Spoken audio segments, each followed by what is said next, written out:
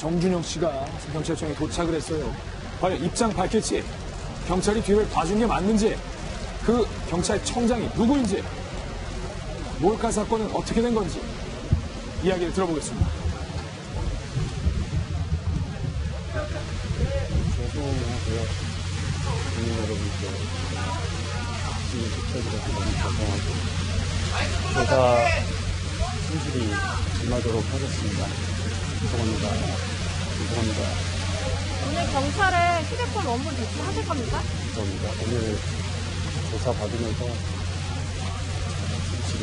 범행 당시 약물 사용하신 거 맞으십니까? 16년도 무혐의 혐의 받았던 사건에 대해 기반적 경찰 있습니까?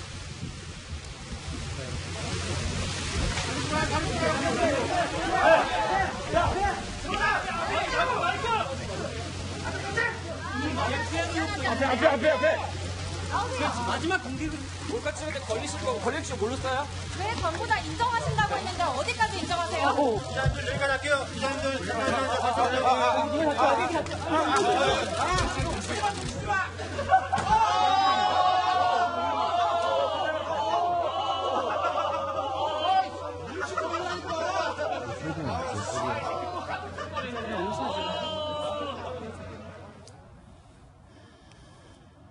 서울지방경찰청에 정준영 씨가 도착한 모습 여러분들에게 생중계로 보여드렸는데 많은 의혹을 저희가 제기했는데 조사를 성실히 받겠다, 죄송하다라는 말뿐 모든 의혹에 대한 답을 일절하지 않았습니다. 박수윤 차장, 방금 경찰청에 출석한 모습 어떻게 봤어요? 네, 정준영 씨 지금 공항에 이제 미국에서 촬영을 하다가 공항에 들어와서 그 모습을 드러낸 이후로 오늘 처음 모습을 드러낸 건데요. 좀 수척해진 모습인 걸 확인할 수 있습니다. 아마 마음고생이 심했을 것 같은데요. 오늘 말은 최대한 아꼈죠. 조사 성실히 받겠다, 죄송하다 이 말만을 반복했을 뿐입니다. 지금 오늘 나온 혐의는, 오늘 어쨌든 경찰에 출석한 혐의는 불법 촬영 동영상을 전송을 하고 또 유포한 혐의에 대해서 조사를 받게 될 예정인데요. 무엇보다도 이 정준영 씨 같은 경우는 어제 새벽에 이미 자신의 입장을 내놨죠. 그때 동의받지 않은 채 촬영하고 이를 유포하면서 죄책감이 없이 행동을 했다라고 얘기를 했습니다. 그럼 이 부분에 대해서 조사가 이루어질 거고요. 지금 상황에서는 증거가 워낙 많기 때문에 그러니까 부인하기도 쉽지 않은 상황이긴 합니다. 전체적으로 좀 풀이 많이 죽은 모습을 볼 수 있긴 한데요. 정준영 씨 같은 경우에는 지난 2016년에도 저와 비슷한 모습으로 나와서 기자회견을 했죠. 그때 기자회견 가기 전에 죄송한 척하고 올게라고 얘기를 했었고요.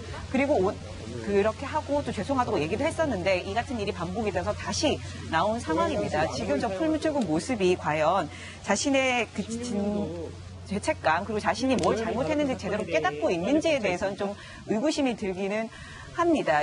그동안에 행동했던 말이나 행동을 보면 그 행동이 이틀, 3일 정도의 언론의 질타로 그 모든 것을 생각을 바꾸게 만들었다라고 보기는 좀 힘들거든요. 앞으로 수사가 좀 어떻게 될지 정준영 씨가 어떻게 행동을 할지를 좀 지켜봐야 할 것 같습니다. 노영희 변호사님, 정준영 씨가 2016년에 대국민 사과를 한 기자회견 가졌는데 그때 직전에 내가 얼른 가서 죄송한 척 하고 올게 라고 말을 했던 것이 다 드러났어요. 과연 이번 사과가 진정성 있는 사과인지 의심스럽고, 두 번째 궁금한 건 정준영이 여성에게, 그리고 정준영의 일당들이 여성에게 뭔가를 먹여서 의식을 잃은 채로 관계를 맺었던 사건도 있었고, 여성의 동의 없이 성관계 영상을 찍어서 배포한 혐의와 관련해서 지금 강하게 처벌하겠다고 연일 경찰이 강조했거든요. 구속될 가능성 어떻게 보십니까? 기본적으로 그동안에 이제 불기소 처분됐던 증거가 없어서 불기소 처분됐던 것들이 종국 처분이라고 보기 어렵기 때문에 새로운 증거가 나왔으면 그것까지 다 합쳐가지고 다시 한번 수사를 해서 유죄가 확인이 된다면 사실은 7년 6개월 이하의 징역에 처해질 수가 있습니다. 이 촬영과 관련한 부분은. 예. 또 그 이외에 지금 말씀하신 것과 관련해서는 예컨대 수면제를 먹여서 어쩌고 저쩌고 또 내지는 기절한 사람은 어쩌고 저쩌고 이런 내용이 계속 나오는 걸 보면 또 그리고 당시에 카톡방에 있던 사람들 중에 우리가 사실 살인만 빼고 다 하지 않았냐, 강간됐지 않냐 이런 얘기가 나왔거든요. 만약에 그런 말들이 다 사실이라고 된다면 이거는 사실은 제가 봤을 땐 준강간 혐의를 적용할 수 있을 것 같아요. 그러니까 준강간이라고 하는 것은 그냥 의식이 있는 상태에서 상대방의 한거 불능을 뭐 하게 만든 게 아니라 상대방이 아예 의식을 잃게 만들어서 한거를 못하게 만드는 것도 포함이 되거든요. 근데 수면제 같은 걸 먹여가지고 그 여성분이 뭐 아예 의식을 잃고 쓰러지게 만들었다라고 한다면 그거 역시 강간하고 똑같은 죄를 처벌을 하게 됩니다. 예. 그러면 그런 것들이 모두 합쳐져서 강간죄, 중간간죄 플러스 그 카메라와 관련된 그 범죄 플러스해서 여러 가지 것들이 합쳐지게 되면 상당히 중한 죄에서 그 처벌을 될 가능성이 높습니다. 예. 그렇다면 정준영에 대해서는 중하게 처벌될 가능성이 높다. 노영희 변호사께서 전망을 해주셨는데 만약에 정준영과 승리 일당과 경찰이 연루되어 있는 게 사실로 드러난다면 그 경찰을 누가 처벌할 수 있겠느냐 궁금한 대목인데요. 마침 권익위가 경찰 못 믿겠다 이렇게 나섰습니다. 이 카톡방을 제보받은 권익위가 경찰의 2차례 자료 협조 요청에 불응했어요. 야, 너네 경찰 너네한테 못 줘. 안 줄 거야.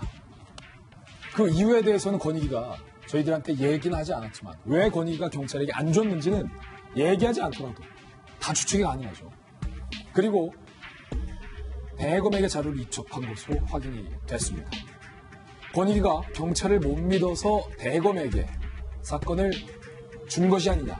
마침 검찰도 경찰 통하지 않고 직접 조사하겠다라고 했어요. 김영주 의원님. 네. 경찰이 뭐 만약에 진짜 당시 서울경찰청장이 뒤를 봐준 사실을 밝혀낼 수 있는 기관은 지금으로선 검찰밖에 없죠. 그렇습니다. 실제로 정말 웃기죠. 경찰에 문제가 되는 걸 경찰이 압수수색을 해서 한다는 걸 국민이 누가 믿겠습니까? 사실 그런 면에서 지금 이제 권익위가 경찰이 아닌 검찰을 통해서 이 문제를 해결하려고 하는데 검찰 또한 문제도 있어요. 사실은 그걸 포렌식을 압수하겠다는 것에 대해서 검찰이 또 불기소 처벌을 했거든요. 사실은 우리나라 국민들이 참 안타까운 상태였습니다. 검찰도 제대로 말하자면 즉각적인 반응을 못했고 경찰은 더 한심한 작태를 보였기 때문에 네. 지금이야말로 다시 한번 검찰이 말하자면 그러한 부분에 대해서 정확한 수사를 해야 될 것이고요. 또 그것이 자칫 잘못해서 검경 수사권 이런 식으로 이렇게 이상하게 비화되지 않았으면 좋겠습니다. 예. 정준영 씨의 서울지방경찰청에 소환되는 모습 저희가 생중계로 전해드렸고 경찰과 그들과의 연루 의혹에 대해서 집중적으로 보도해드렸습니다.